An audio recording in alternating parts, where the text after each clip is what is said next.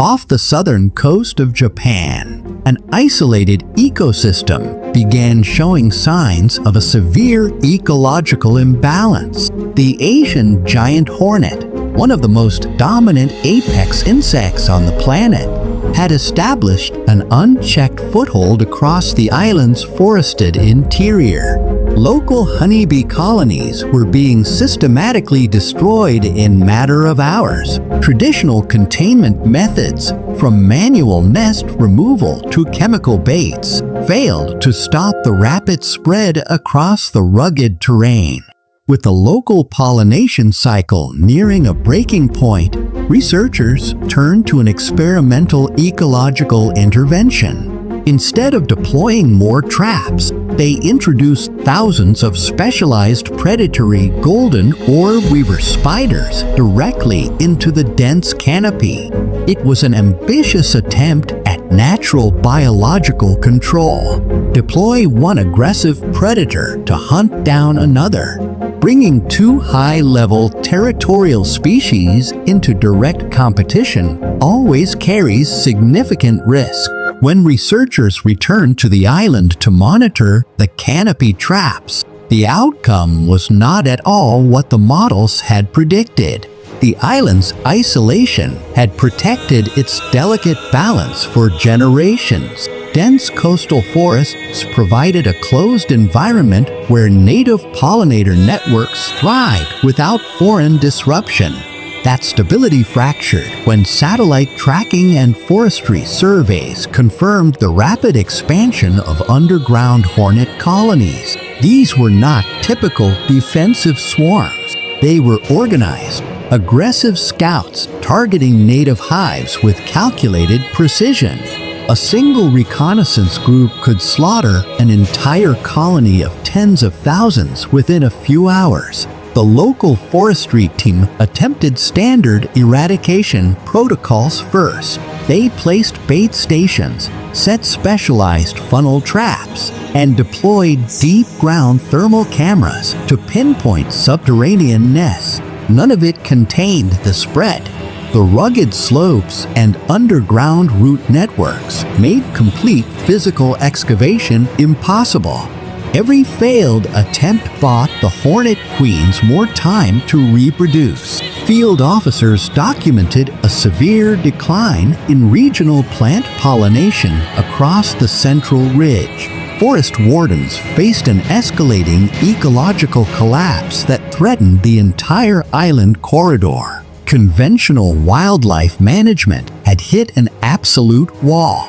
That was when ecological specialists proposed introducing a high-density population of golden orb weavers. The spiders were known for constructing massive, ultra-strong web barriers capable of catching heavy-bodied aerial insects. The initial drop strategy was designed to place living physical nets along every known flight corridor.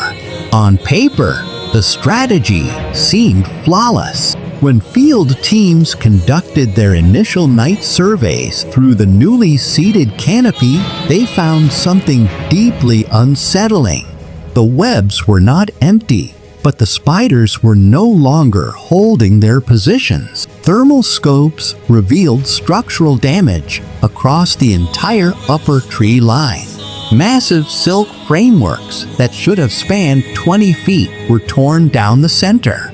The field team pushed deeper into the central valley to inspect the anchor points. What they found scattered across the forest floor shocked every researcher on site. The webs had not collapsed under wind or weather. They were systematically severed.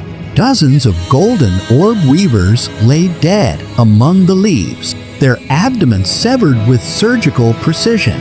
The hornet scouts had not flown blindly into the silk nets. Instead of avoiding the aerial barriers, the hornets actively tracked the spiders back to their central hub. The thick silk was strong enough to ensnare smaller flying insects, but it could not withstand coordinated mandible cuts from heavy armored hornets. The biological control strategy had completely backfired. Rather than acting as predators, the introduced spiders had become a massive, concentrated protein source for the invasive colonies. Energy-rich food directly accelerated the hornets' reproductive cycle. Within weeks, subterranean acoustic monitors detected a surge in underground larval activity. The hornet population was not shrinking. It was multiplying at double the baseline rate.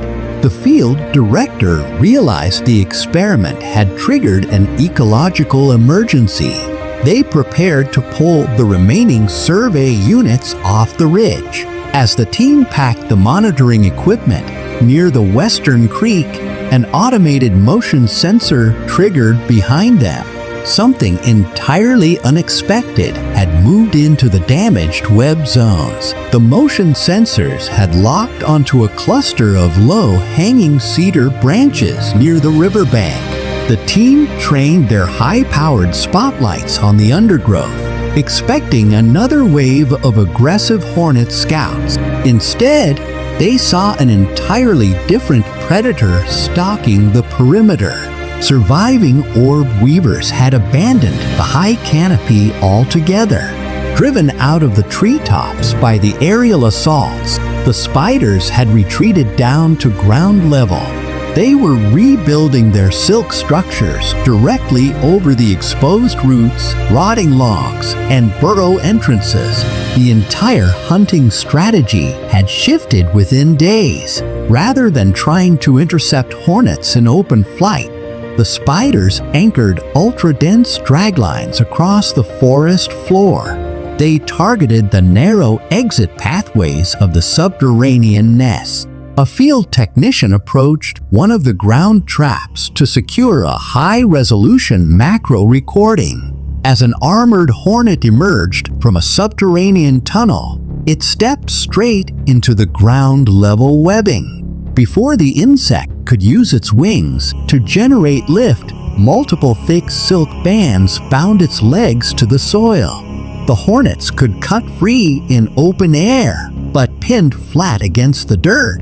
Their massive wings were completely useless. The team watched in stunned silence as the dynamic inverted before their eyes. The ground-level offensive was beginning to take down dozens of exiting scout hornets. The project director immediately ordered additional thermal monitoring along the main valley ridge to measure the impact.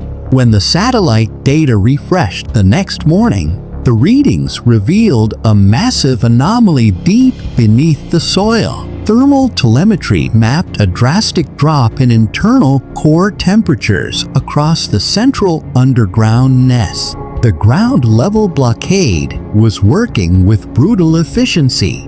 By trapping the emerging worker hornets at the tunnel mouths, the spiders had effectively cut off the colony's primary supply chain.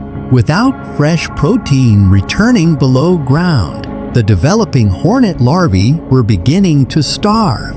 A senior researcher deployed fiber optic probe cameras directly into the main subterranean cavern. The video feed transmitted chilling, high-definition evidence of the internal chaos. The hornets were no longer focused on coordinating outside scouting runs. Deprived of incoming food sources, the colony turned entirely inward on itself. Worker hornets were systematically consuming their own unhatched brood to sustain the central queen. The island's ecological team realized the tipping point had finally been reached. The aggressive predator that had terrorized the local wildlife was collapsing from systemic resource exhaustion. By late afternoon, the acoustic sensors registered a sudden, massive drop in subterranean vibration patterns. The continuous hum that had echoed through the valley soil for months went dead silent. Field wardens prepared to document the successful containment of the invasive threat. As a researcher leaned down to retrieve the fiber optic camera line from the deep burrow, the tension on the cable snapped violently. The camera display flickered, capturing a frantic surge of motion charging upward from the dark.